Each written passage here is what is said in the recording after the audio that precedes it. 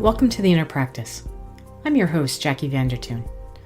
Today's episode is a collective reflection on something both simple and deeply complex: self-love.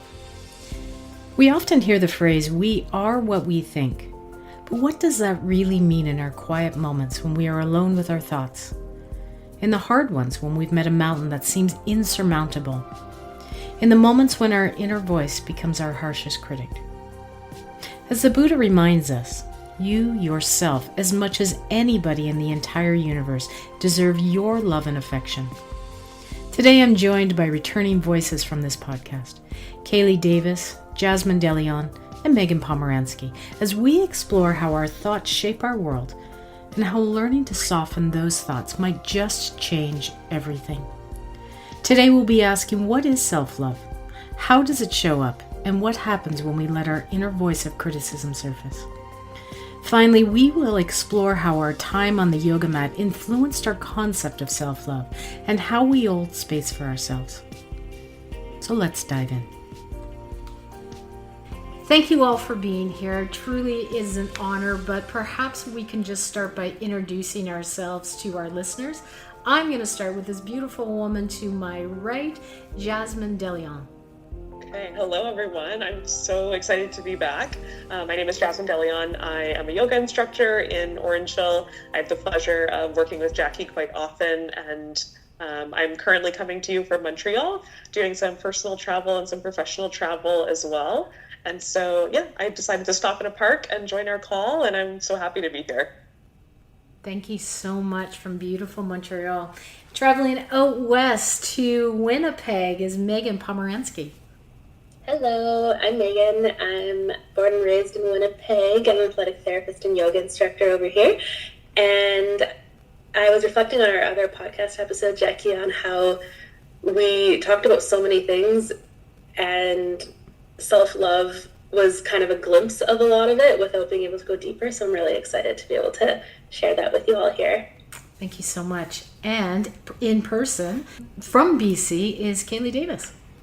I am really overjoyed to be here. It's great to be back in my hometown of Orangeville, to be here in person. I am a massage specialist with an athletic therapy degree that also teaches yoga out west in British Columbia, specifically the Slocan Valley.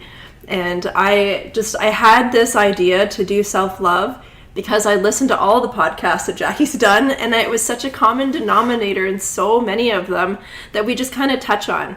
And even within my own time that we had together in the podcast, I even thought, I'm like, I want to go deeper into that and pick it apart. And I think that people really value from having a light shown on that. Yeah, thanks so much. It was actually Cailey's idea who approached me about this concept of self-love. So, Cailea, I really do appreciate you bringing this forward. However, let's start off with what self-love is and how it shows up for us. So, Cailea, why don't we start off with you? So when I decide to define self-love, I think about my connection to myself and what that looks like. I take it as a look into myself in the mirror, into my eyes, and how do I feel looking at me? And what is me? And how do I feel about sitting with me? Is it uncomfortable? Is it weird? What thoughts or emotions or feelings arise when I sit with that raw version of myself? And so for me, I've gone through many phases of what that looked like. And there's times where I looked in the mirror and hated that. And it was so uncomfortable. And now I can actually look at that part of myself and be like, wow, I actually love you. And it's taken miles to get there, but the journey has really consisted of picking apart my beliefs about myself and what is uncomfortable or what things were telling myself that wasn't true. And I think I've also had this understanding that, if you were to love yourself, that means that you're full of yourself. And I've had to really sit with how people kind of see that. It's like, oh, you love yourself. Like they have this kind of pre-decided definition. And I'm like, no, that's not what it means at all. So it really interests me to dig deeper into this so people can learn from that and rewire that.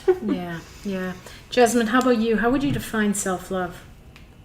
Yeah, very, very similarly. I think that self-love to me is an evolving relationship. And that changed from the way that I have seen it in the past, where I almost thought of it as this, similar to what Cailea said, like a cockiness or overconfidence, and then also like a toxic positivity kind of way, where self-love required everything to be going really well and required this kind of vision of yourself. But what I've reframed it to now, I would say, is more like an evolving relationship. So self-love can be in the dark parts, in the challenging areas, in the areas that I want to change. And so I've kind of evolved a relationship of self-love where I can meet myself where I'm at, which requires lots of journaling, lots of inner practice. And so that's what I would say, that's how I would describe it now, as like an evolving wave of a relationship with yourself. Interesting. Megan, how about you? Similarly, with the wave metaphor you used, Jasmine, for me, it's lately become the harmony of the darkness and the light side of things, and being comfortable and confident with both sides of it, instead of associating good and bad. And, you know, it's neutral. It is what it is. And it's more about how I respond to myself and what's happening, and coming back to kindness and compassion and integrity and authenticity with it and myself. Yeah, and I love that, because you guys spoke of the ego, and I love how having this concept of self-love can seem very pompous and very like, how dare you take the time to have this self-love, and that vacillating kind of accepting kind of the valleys and the hills as well.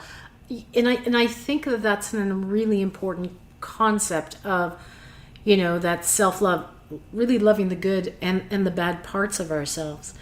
But I know for myself, one of the things that I struggle with is that inner dialogue, that voice inside my head that comes out and says really negative things. And I always say, you can't tell me anything worse than I've told myself. So maybe we can talk a little bit about that inner dialogue. And Megan, let's start with you. Like, how do you deal with that inner dialogue? Is that inner dialogue difficult? Is that something that impacts your self-love? Like, describe your inner dialogue and how you navigate that.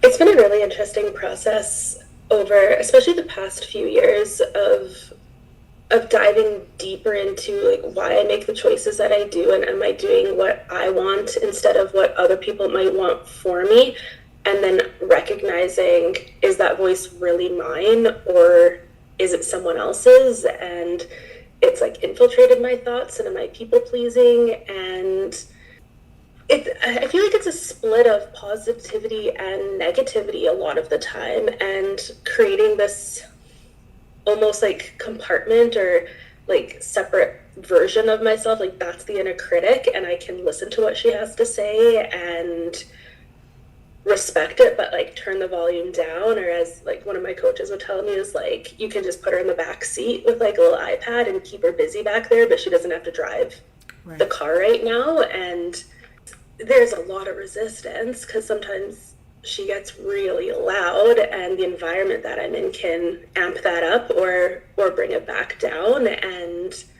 recognizing like when I'm listening or hearing that voice, like, is that something that I would say to my best friend or to one of my clients or someone in my class or whatever? And if it's not, then like really sitting with like, why am I comfortable saying that to myself? And sometimes that's the most uncomfortable, painful experience that eventually the light shines through on. Yeah, because oftentimes that inner voice, I mean, when I speak to myself, I know the places that are going to hurt the most. And that's the conversation that I have with myself. Thanks so much for sharing that. Mm-hmm. Jasmine, how about you? Like, how do you have difficulties with that inner voice, and how do you deal with it? Yeah, this is such a great question. This is something that I feel like is a daily practice for sure, maybe for all of us, but it's something where I very often find that my voice, or the stories that I'm telling myself, or the criticisms that I have of myself are very often wrong, or at least there's a seed of truth, but I've kind of expanded into this story that it just isn't true. And so I kind of, for me personally, I really have to lean on my faith, where I have to be reminded of what is true and who I am and what I'm rooted in. And sometimes that means a lot of meditation, of just sitting with the thoughts that are coming up. Again, a lot of journaling where I'm writing it all out, and I end up telling the story, kind of almost taking that thought and expanding it out, and then circling back to, like, by the time I've got all my thoughts down on the page, I've circled back to the fact that, oh, this isn't true at all. Like, I've almost worked it out in my mind, if you know what I mean. Something like, I'm not successful enough. And so then I start to write out that story of why maybe I think I'm not. And I end up working my way through, like, well, actually, I'm working very hard on these things. And then it circles back and it kind of cancels out that thought, if you know what I mean. And then oftentimes, if I'm still struggling with it, I lean on my people. Like, I'll send a message to my group chat with my 3 girlfriends and say, hey, I'm really struggling with this idea that I'm, not good enough. Or can you guys just remind me of who I am and how you view me? And so quickly they jump into action of, debunking the thoughts that are in my mind. And so it's not always a solo battle. Very often I have to reach for support, and I think that's really important as well. I love that. I love the fact that you found things that help you, that journaling, if your friends aren't nearby, or to lean on your girlfriends, whereby, debunk this myth of, am I really feeling X, or am I really not successful, or whatever. So I love those takeaways that you've created, that you've developed. Cailea, how about you? Well, it's just to kind of follow all of that up. For me, and I don't know if any of you guys are familiar with internal family systems and parts work, but that has been a really big, strong staple in me working through this. And I think it's important as a human to notice that we have so many parts and so many voices. Like, it's not just one voice. And that one voice can come from so many different places.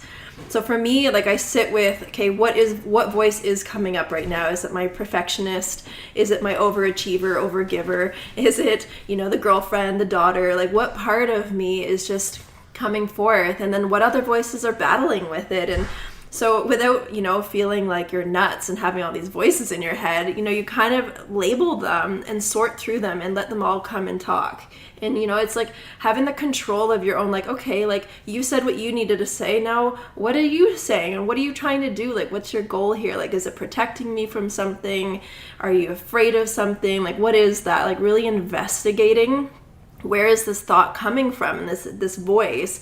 Because I feel like it also comes from different places in our body, like whether it's all in my mind or it's like, no, this is deeply in my gut that's coming up. So I've been really learning to kind of identify who's talking right now, who needs to sit down and have a timeout.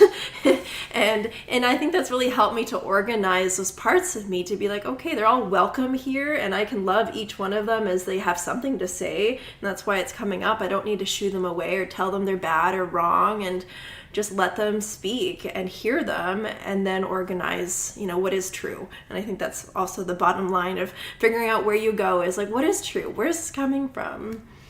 Yeah, immediately when you said that, I thought of Rumi's, the poem, The Guest House, where you have all of these emotions and invite them in. And, they're there to tell you something. And we can't live, only inviting happiness and joy in. Mm-hmm. Sometimes that sadness or that that dark well really helps to teach us things. So I love that. Mm-hmm. Well done. I'm with some really wise women here, and I have to share with you that one of the things that I love about this podcast is I always feel a very heart-centered conversation, and I don't get that a lot in my life. So Jasmine, I'm going to assume you're very lucky to have those girlfriends who you're able to reach out to, but the fact that we can surround ourselves with people who are very encouraging and provide space for love and that compassion. I thank you for all being here. If we are what we think, how might your life change if your thoughts became more compassionate? Jasmine, how about you? What would you change for you if, instead of those negative thoughts, if they became more compassionate? Yeah, this question I had to sit with for a bit because it prompted some deep thought.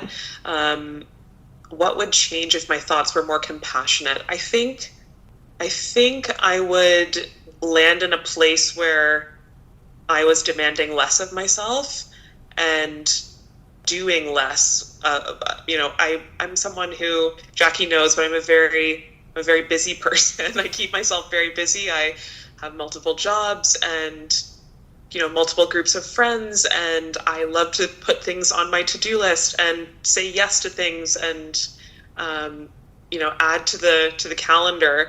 And I think that's one of the pieces that I work through, where even I was sharing, one of the thoughts that comes to mind often is that I'm not successful enough. And I think what would change if my thoughts were more compassionate is that my life would reflect those thoughts in a way where I would be demanding less of myself, and so then I would be doing less, and I would sit in that contentment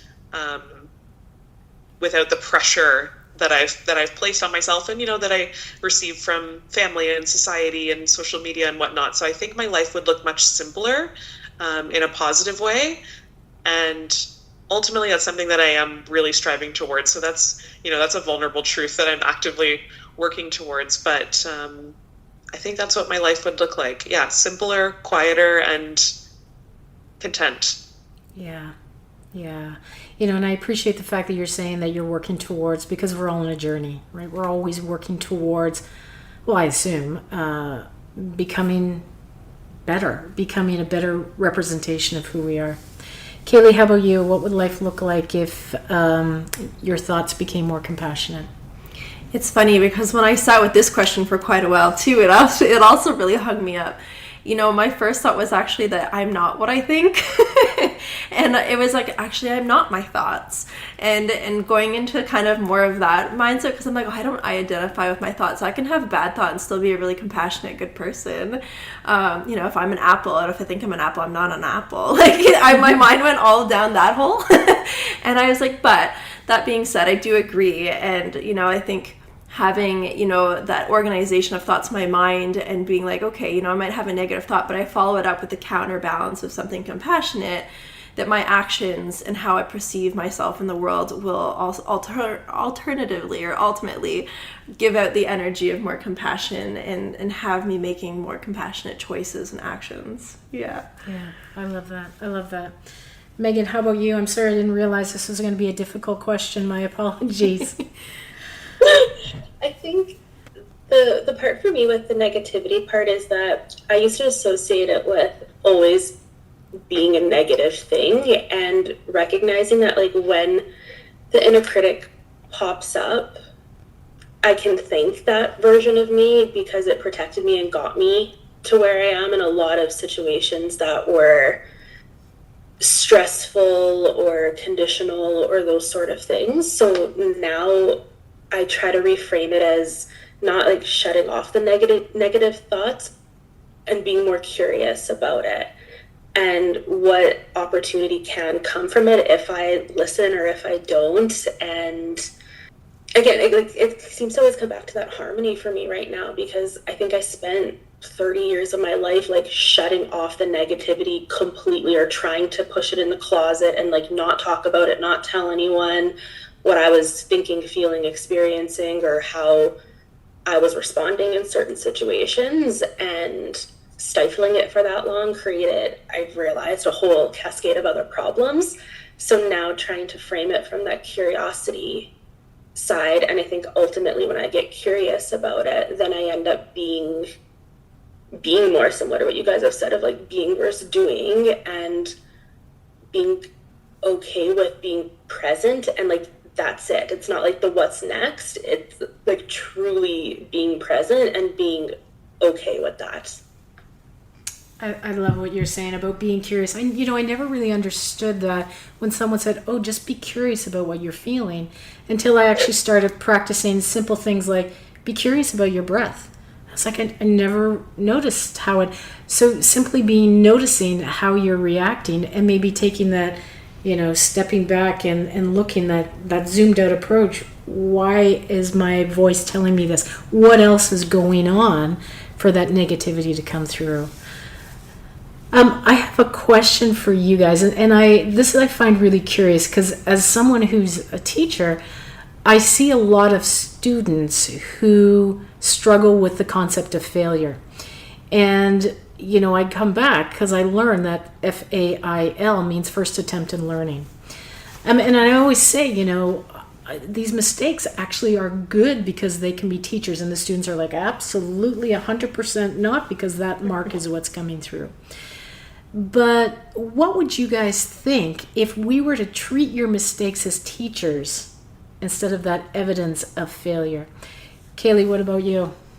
So for me, when I think about everything as teacher versus failure, it kind of takes out a little bit more of my negative mind or that judgment towards myself. Is you don't get hung up in this oh, I failed, oh, I suck, all the things that come about with that feeling of failure and how gross that feels. I think when you think of it as a teacher, oh, I'm learning from this. What can I take from this?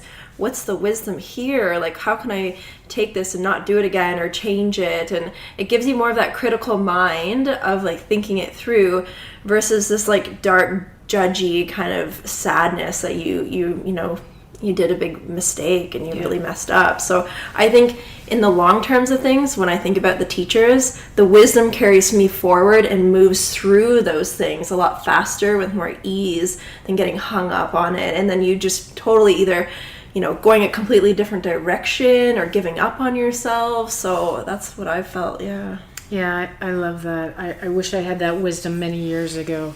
Jasmine, how about yourself? What if you were to treat your mistakes as teachers instead of evidence of failure?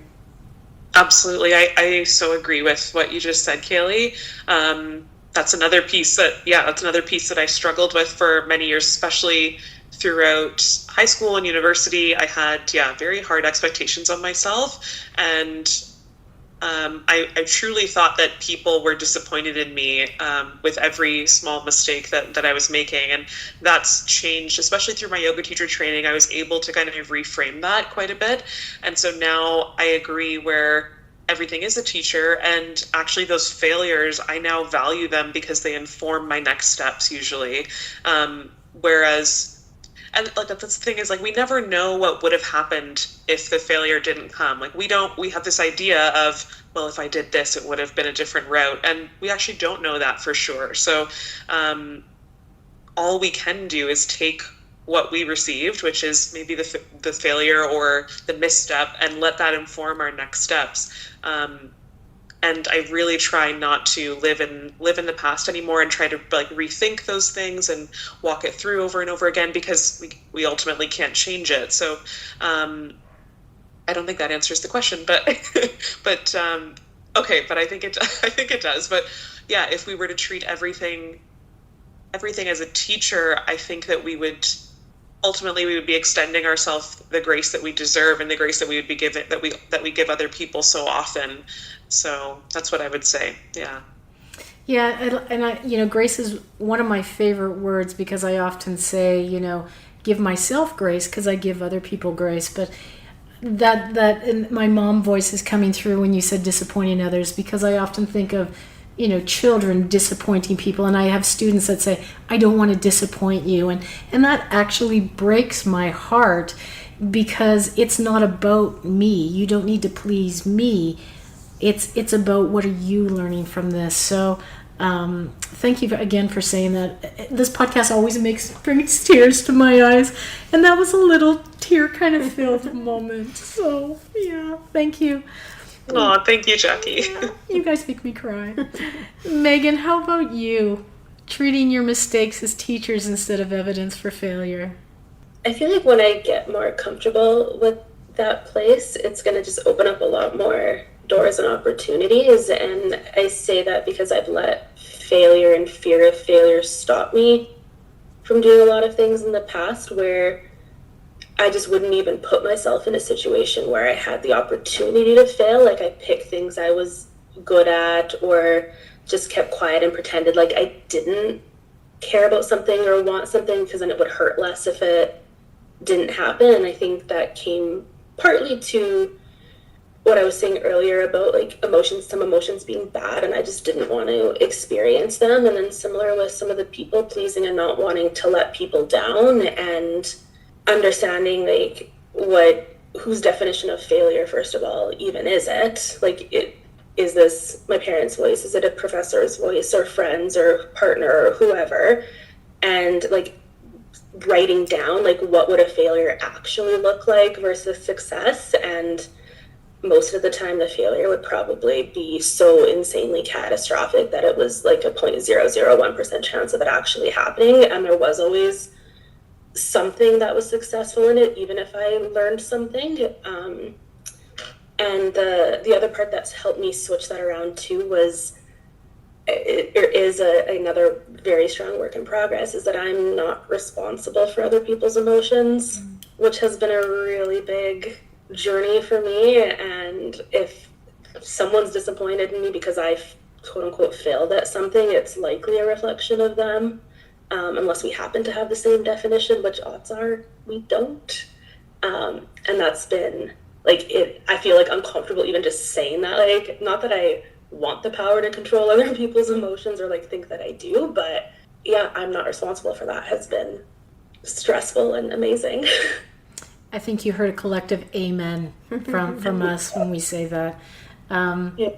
I love the fact that you were able to recognize that, you know, that was a long journey that I took, and I'm not responsible for how you feel, right? Like, even though I may have said something, you're the one that interpreted what I said, and you're reacting to your emotions, not what I've said. So I love the fact that you've said that, and again, acknowledging that, you know, this is a journey that we're all on.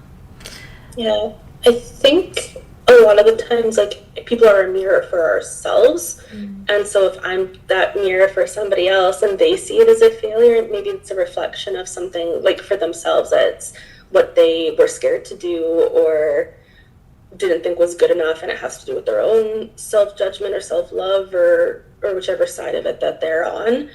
And taking that perspective on it, for me, that if I like really sit down, like, what is a failure? It's probably that I actually did something like maliciously bad to somebody, which would never be the case. So that nothing's truly a failure. And yeah, it's hard to like say that and like embody it still. Like, I definitely don't mean to come across like, oh yeah, I got this, because I absolutely don't. But that's what we're working on in my world right now with it. Yeah, and I think you brought up a really interesting point. What exactly is a failure? My definition is not yours, and is failure actually binary, right? Is it a 51 versus a 49 type thing? And so when we call ourselves a failure, what are we judging ourselves against? And then again, going back to that self-love, if you were to flip it and look at it as a teacher instead of a failure, maybe that might change how we relate to others and ourselves. Jasmine, if you truly believed you deserve love and affection, how would you show up differently in your life? Oh, goodness. This question, it makes me a little uncomfortable. That's what we're about, Jasmine. Yeah, that's an honest truth. This question made me a little uncomfortable. If I truly believed that I deserved love and affection, how would I show up differently? I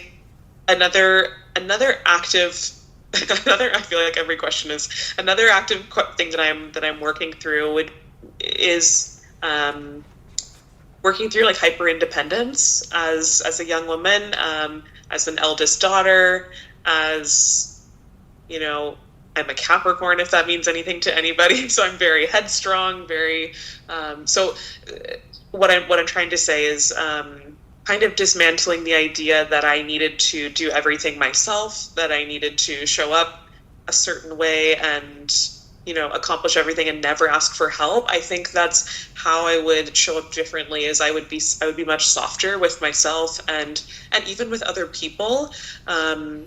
Sometimes I catch myself being quite abrasive, you know, with myself because I've decided that I need to complete this task on my own, and someone even offers help to me and I decline it quickly because I'm like, no, I've got this.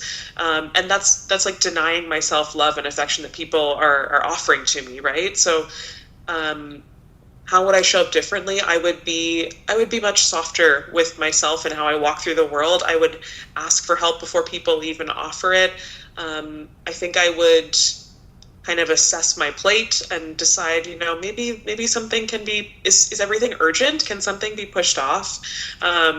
What have I determined, like, I can handle, and maybe I can reassess that. So I think I would just be much softer in my relationships with other people, allow them to step into my life and offer me that love and affection, because I feel like oftentimes I know that I'm surrounded by people who love and care for me and would do anything for me, but I think sometimes I am my biggest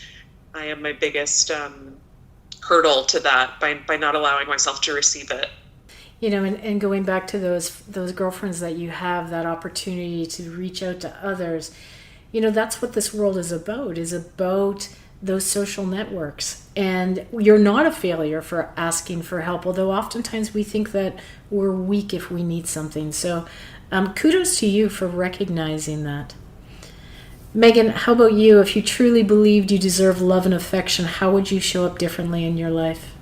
Similar to Jasmine again, of being more open to receiving and being more comfortable with the present moment instead of worrying about what's happened in the past that I can't change, and instead of worrying about everybody else's feelings ahead of my own, or the domino effect that could potentially happen for something that isn't even remotely close to happening right now, because I often find that I'm either like way in the past or like 10 steps in the future. And I think some of that, a lot of that is rooted in the lack or need to grow more, want to grow more self-love in things. And I think the other part would be more unconditional love, because that's also a newer experience for me in life, at a conscious level anyways. I'm sure there were lots of moments, but my interpretation of things before were always very conditional. And now being able to recognize when I am putting that on myself, and I don't want to do that anymore. I love that. I never thought about that before. Can I love myself unconditionally? Can I love myself knowing that I have warts and I have great things and I have not so great things? Can I love all of those parts of me? I'm going to sit with that one. That's a big, big question. But Cailea, how about you? If you truly believed you deserve love and affection, how would you show up differently in your life? And that's what I would just spin off of that, is being able to love my whole weirdness. Every little thing about me, all the parts of me, being able to look in that mirror from head to toe and look at each of those parts and meet them with love and compassion for exactly what is showing up, and all the pieces that live within me. I find that the most work that I've done around this self-love has allowed me to show up as my most authentic weirdo and embrace that. And it allows me to feel this inner confidence that's not an ego place, but it allows it to inspire others. And, you kind of break away all this judgment of what other people think about you, and then they see you in this new light and they're like, oh wow, I want what she's having, like in such a good, healthy way, versus like, oh, she's just like high ego, like yeah. One of the concepts that I've been really thinking about is this concept of ahimsa. And because I don't like to go a lot into the Sanskrit terminology, so I know what you guys know what ahimsa is, but it's part of one of the 8 limbs of yoga. And it is actually the first of the yamas, those moral restraints. It's a Sanskrit word for non-violence or non-harming, and it's commonly associated with, we don't kill things, we don't create war, we don't argue, but it's associated with compassion towards others. And applying to yourself that equally essential and most challenging part of yoga is ahimsa, for myself anyways. What does ahimsa, or that non-harming, look like for you, both on and off the mat? So, Megan, maybe we can start of that non-harming or the ahimsa on the mat, and how do you take that off the mat? Not harming to me is is pretty comparable with self-love and the compassion and kindness. And for me on the mat, because my yoga practice started in a more physical manner, like coming out of rehab after surgeries and old dance injuries and stuff, it used to be very literal of, I'm not gonna put myself into a situation of feeling uncomfortable ever in my life, because that might mean something bad is gonna happen and harm's gonna come from it. And it's grown into self-love being an opposite of self-judgment, because on the mat I used to have a practice that was very rooted in comparison, whether to the instructor or the people around me in class, and like I wasn't good enough at the pose, or my balance wasn't as good, or I didn't look the same way as the other people in the room, and they looked so much more beautiful in there than I did doing this pose or at the end of the class or whatever it was. And that was, I think, harmful to me on many levels, like emotionally, physically, psychologically. And I had to take that completely off the mat to work through it, and come back to, okay, like, why am I judging myself like this, and what good is coming from it? And the answer was nothing good or is coming from it in that moment. And then that sparked a lot of growth in, okay, maybe I can love myself a little bit because I did well in this moment and I let that thought go past me, or I sat that posture out, or I modified and did things and realized like those adjustments were what love really was for me. Yeah. And do you take that self-compassion off the mat now, particularly for you with that chronic pain that you experienced? How does that ahimsa show up for you? Or that's that comparison to others. Do you take that now off the mat? I do. I think it's allowed me to understand people around me a lot more, by having that understanding from being in it, in those situations on the mat, into like what my clients might be experiencing as they're trying to navigate life. And it's tricky because I feel like I often don't have the words to articulate it yet, because I'm still so in it at times, and I find like I get pulled back into it so quickly and so intensely. Like I just feel it so much more now than I ever did when I get sucked back into that. And I think part of that's because I'm just aware of more emotions in general instead of being like numb to it all. So I find sometimes I just like put that wall up and shut it down. But off the mat now, and when I'm out in the world and with clients, I have more compassion for people, and without even needing to know their story, I think it's allowed me to just be more compassionate and as a human being, if that makes sense. Yeah, no, I love that. I love that. Cailea, how about you? How does ahimsa show up for you on the mat and then taking it off the mat? For me, on the mat, in a physical standpoint, it's tapping into my body and the sensations that come about. If I'm noticing that something is particularly sore, or there's numbness or tingling, or there's a sensation that's arising, I'm like, ooh, should I push past this, or should I just be here?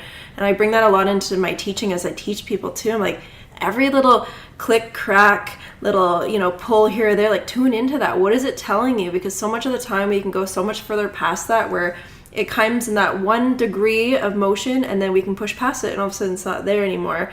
Or, trying to meet those, and versus having to change it or fix it, sometimes you can just breathe into it and it disappears. So it's like just having that curiosity with those sensations that come up, and am I damaging my body? Like, there's many people that are like, oh, like I hurt myself in yoga, I'll never do it again. And I get them on my massage table. I'm like, well, what were you doing? Like, were you battling with yourself and shouldn't have been doing something? Like, it's usually a lack of awareness within your connection to your physical body. So for me, that's really important. And I take that into my everyday. Like, I'm so investigative when I get up in the morning. Oh, there's a pain in my back. What is it trying to tell me? And I'm always staying in this curious mind of that investigation of like, what is this? And why is it there? And when's it presenting? I mean, sure, it's also part of my job, but it's something that's really important to teach and to embrace in ourselves. And and as well as on the mat, not only the physical point, but it's also that mindfulness of being present, and how much that I've noticed that the more present I am, the more I get to have all this time. Whereas if I'm living in the past or the future, it's almost like stealing away this beautiful present. And so I've also, because Ahimsa is also about like stealing. It's like, oh, but I'm stealing time away from my precious moment if I'm not being right here and loving this moment. So those are two really big ones for me.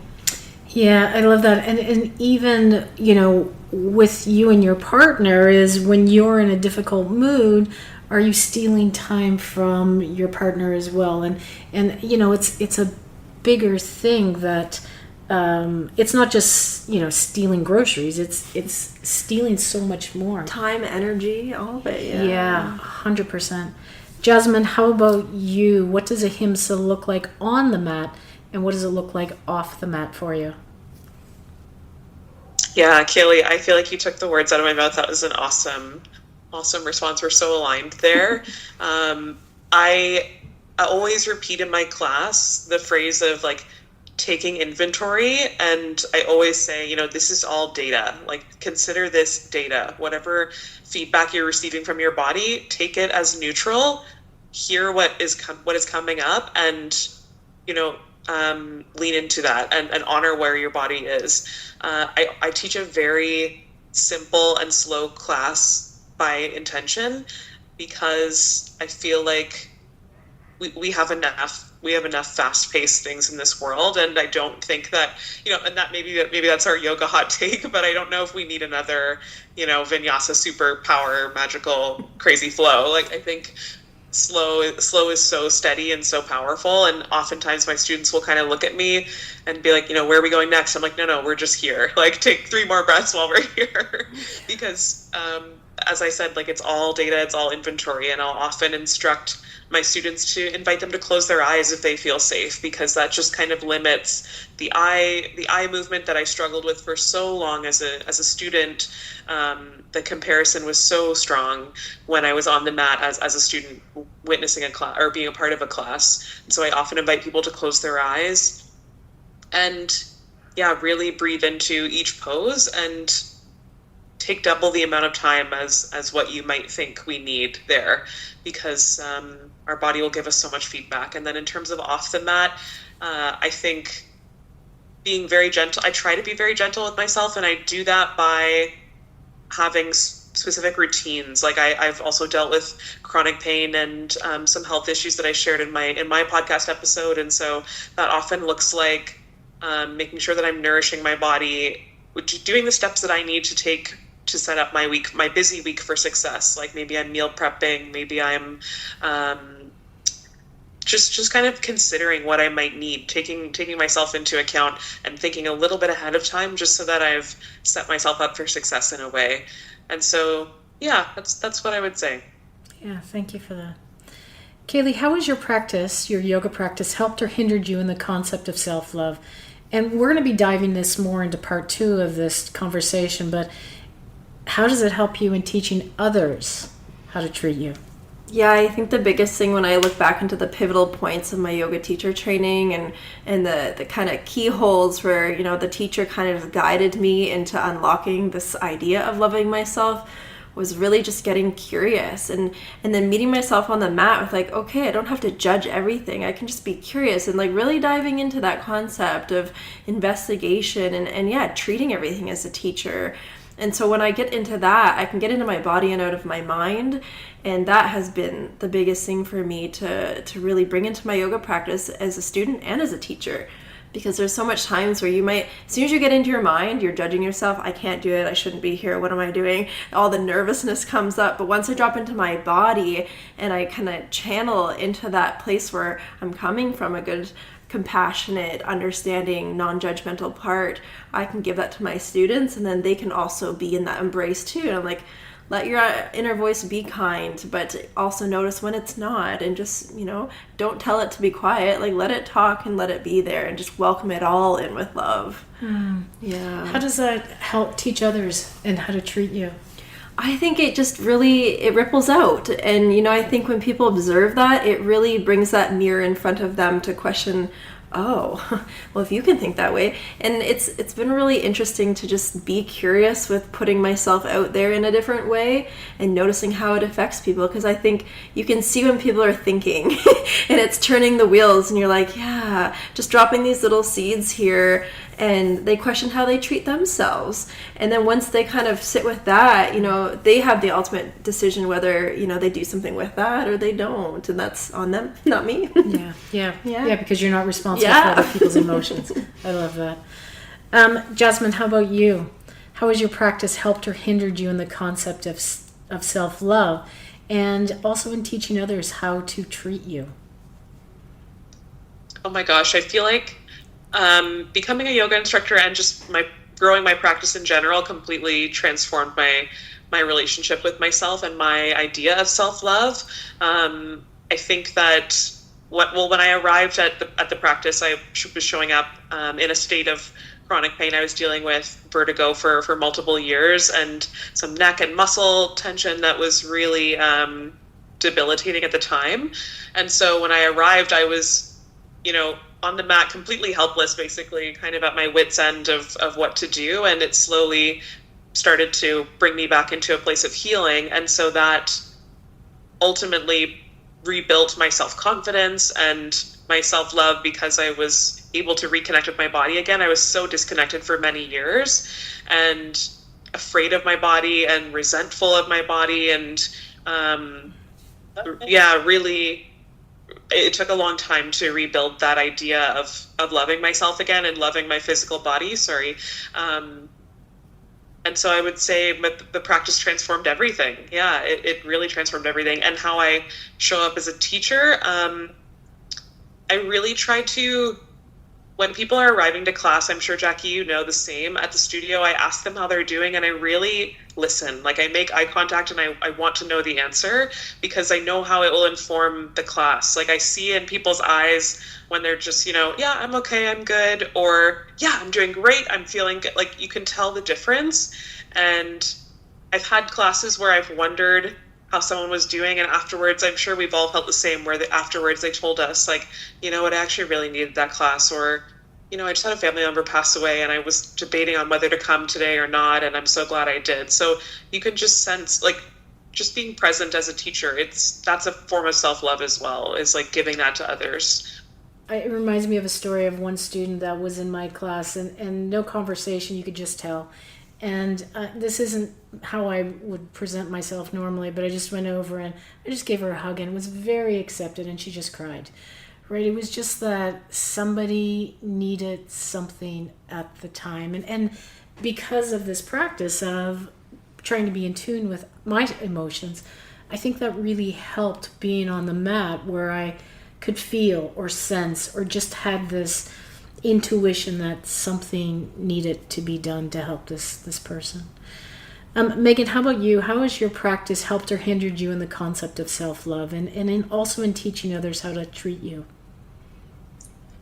It's been a lot of examples on both sides of it, and like very far extremes too. From like the hindrance side, I think that more comes back down to body image, and not liking the way I looked or liking the way I felt in certain postures, or like physically having some be inaccessible to me from what like the rest of the class at the time was doing, or something like that. And that was challenging at an already vulnerable time in life. And then when I was in a different class and different studio and different situation, I realized that that's where I got opportunities to ask for help. And once I realized that like modifications were available, and somebody just like gave me a block in a posture to realize I could do something differently, it was like this like weight was lifted, and all of a sudden I was like more open and willing to try things in class, and realize that like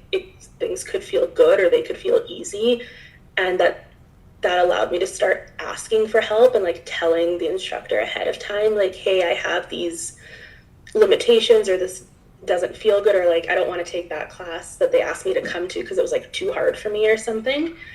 And then that grew into me being able to ask for help in situations outside of yoga, which has been a huge part of self-love for me, like we've spoken about earlier. And in terms of how it showed others how to treat me, that's similar to that concept of like, would I be telling my best friend something that I told myself in a yoga class? Because if I'm comfortable saying that to myself, then of course other people are going to be comfortable saying that stuff to me. And if I wouldn't say that to somebody, why would I say it to myself? Because it was hard for me to recognize that like what I tell myself is what I teach others is acceptable for how to treat me. So yoga helped me flip that. Yeah. As well. Thank you. And I struggle with body image as well because I'm on the larger side. And I remember doing a child's pose, and someone said, "Oh, this is a restorative pose. It should be really comfortable." I'm like, it is not comfortable at all because I can't breathe. But I'm going to push through because everyone else is able to do this. And I remember that very clearly because I'm like, not everybody is whatever, like a perfect size to be able to give that self-love to me and find a pose, but also to give it to others as well, and to be proud of my body and that it has some strengths and it has some limitations, as does everybody's. So I too, I share that as well. But one last question here. If someone is struggling with self-love, to which I'm sure the majority of the population is, what advice would you give them to be able to tap into that sense of self-love? Megan, I'm going to start with you first. So, almost reflecting back in your life, if somebody could say, "Hey, Megan, this is what I would do, or this is what has worked for me to help with self-love," what suggestions would you provide? Oh my gosh, this is such a big, deep question.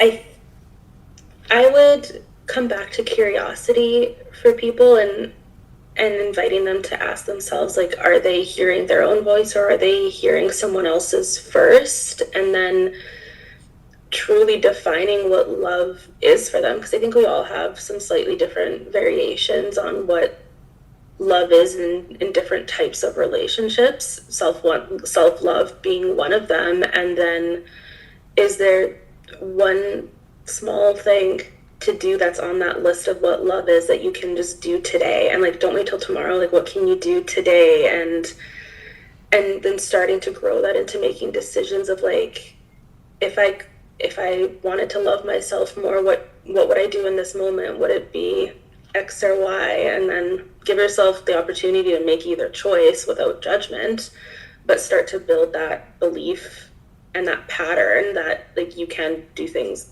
to show yourself love. Yeah. And much like everything, it's a day-to-day practice. Tomorrow's a new day. If today wasn't a good day, tomorrow will be a new day. Tomorrow's a gift. Tomorrow's that, that opportunity to be like, today I'm going to tell myself that I am a good enough or whatever you need to hear. I think like jumping straight to love was also really hard for me. Like all the affirmations of like, I love myself and I'm a strong woman and I am beautiful and I am this. Like, I am is a big statement. And like a lot of the times I could feel that like my body was almost rejecting that. So rewriting some of those affirmations to be like, I'm becoming a person. Or I'm choosing to believe that I can love myself. And this was something that like a coach of mine taught me, but like really breaking it down and even to, like, I'm open to the idea of loving myself. And if I maybe were open today, like what could I do differently? And then that was like the baby steps to get there, to take a lot of that overwhelm out. So meet yourself there. What a great idea, because moving into that I am, that's a huge step. Today I'm just going to choose, or I'm going to think about it, or I'm going to take those baby steps and eventually get to the I am. I love that. Cailea, how about you? Well, I love what Megan said. That was really important. That really sunk deep, and I was like, yeah, that's a great perspective. What I like about yoga is that I love when people come to me and say, oh, I can't do that, or it's not for me. And I was like, they're the people that I want to come to my class, because I have this drive to prove them wrong, because I believe that if you breathe, you belong on a yoga mat. And that's a safe place for you, and anything that is going on with you, whether it be illness, disabled, any mental illnesses, like any sort of physical pain, any place in your life of like grief or loss or anything belongs on a yoga mat, and it's all welcome. And your yoga mat doesn't judge you. There's no doubt about that. That is, a full fact. But you can control where you lay that mat down. And I think that's a really important concept, because people will go to a class that might be with a teacher that doesn't resonate with them, or a style of yoga that wasn't for them, or a studio that wasn't for them, or even the environment of the people that are in that class. And I think it's important to not give up on that thought of, oh, I tried it once, or I tried this one place or one teacher and it wasn't for me. Is keep trying. It's find the place, whether it's even in your own home, watching videos, or find where you can control that environment to meet you where you're at, and lay that mat out. And I love this quote, I saw it this morning, but it is a journey of 1,000 miles, but it just takes one step in the right direction to just come onto that mat and to meet yourself there. And it's such a hard journey. Like, it's a forever journey. We will never completely get to the end, until the ultimate end of our final Shavasana. But it's all part of it. And I think the more we connect to this and we find it, we can keep sharing it like we're doing it, and just letting this ripple out, because everybody truly does deserve to love themselves, and it's all there for everybody. I love that. Jasmine, how about you? Oh, I love both of you. Just like made my heart give me all the warm and fuzzies. But I would say something very similar. Just that there is acknowledging where we are is not a bad thing, and knowing that there is no end point, there is no destination. And so I think we all of us would want to be careful of not encouraging this like toxic positivity of, okay, just tell yourself that you love yourself because you're awesome. Like, obviously that's not going to shift things, but acknowledging where you are and kind of starting with those baby steps of, is there one thing you can do today? How can you love yourself 1% more today? That's what I would really start with. Is it a nourishing meal? Is it a walk in the park? Is it 5 minutes reading a book that you want to? Like, how can you turn it into a verb, into like an action piece, rather than sometimes the emotional piece can feel very uncomfortable, and maybe you're not ready to delve into the depths of self-love. That could be a full life story of childhood and familial stories and things. So maybe it's starting with the actions can feel more tangible in a way. And so how can you choose one thing that will allow you to love yourself more, and tune into things that actually bring you joy, and that will shift things as well. And then, like I mentioned, leaning on your people and having them remind you of who you are, and being very intentional with the people that you surround yourself with, and who is pouring into you, and who, maybe there's some reassessment of some negative people around you that are bringing you down, and how can you shift that? How can you be open and invite some more love into your life that could help you along the way? And I know that self-love is something we have to work on our own ultimately, but community can absolutely speed up the process, I think. Yeah, thank you for that. Before we close, any final thoughts? Cailea, this is your idea. Any final thoughts about, we could talk on and on about this concept of self-love and our journey and how we got there. But Cailea, any final thoughts? I just have a lot of gratitude in my heart, and I was just sitting here reflecting and listening to everybody, and it's beautiful to see the growth in what we're doing and where we're at and where we've come from. And I think there's a lot of people hurting out there that feels like self-love is impossible, or they're not worthy of it. And I think there's a lot of work this world needs to do, but the more that we connect with each other on this same kind of platform of being able to do this work just really helps. And we just need to keep emphasizing all of this great work, and to keep it going, and stay curious with yourself. There's so many positive, powerful messages in this entire session. Yeah. Jasmine, Megan, any final thoughts? Oh, I'm just so grateful for the opportunity to be back again and dive deeper. I love a group podcast. This is really what brings me so much joy. It's just like being in fellowship with other women, and just pouring into each other and knowing the impact that this is going to have really makes me smile. And I love the honesty that we all brought to the table, the vulnerability. Like, we're all in such different places, and yet there were so many through lines in all of our stories. So I'm just feeling a lot of gratitude as well. Megan, how about you?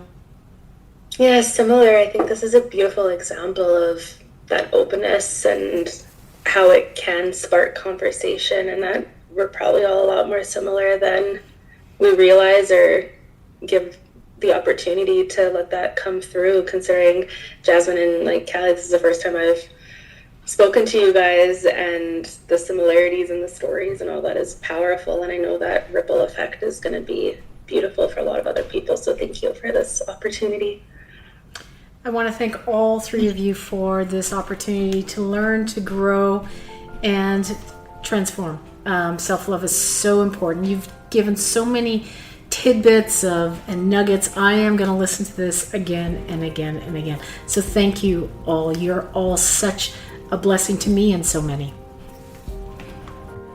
As we close today's conversation, we return to where we began, the inner voice.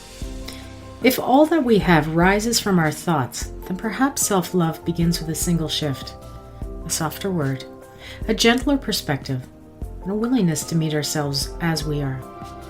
You yourself, as much as anybody in this entire universe, deserve your love and affection. Stay tuned for the next episode when we continue this discussion on self-love, what it means to become whole and letting go of judgment. My sincere thanks to Cailea, Jasmine, and Megan for sharing their wisdom and thoughts related to self-love. It is truly an honor to be part of such a dynamic group of women. And thank you for joining us on The Inner Practice. If this episode spoke to you, feel free to share it with someone you know who will benefit from it, or please simply leave a comment. We would love to know your thoughts on how your concept of self-love was taught and how you practice it. If you have a story to share on how yoga has aided in your growth or healing, please send me an email with a short bio of your story. I would love to learn more about you and how yoga has helped you off the mat into your life. If you would like to support this podcast, feel free to buy me a coffee. Your support helps to keep this podcast on the air. Until next time, stay curious, stay compassionate, and keep coming home to yourself. This is The Inner Practice, and I'm your host, Jackie Vandertuin.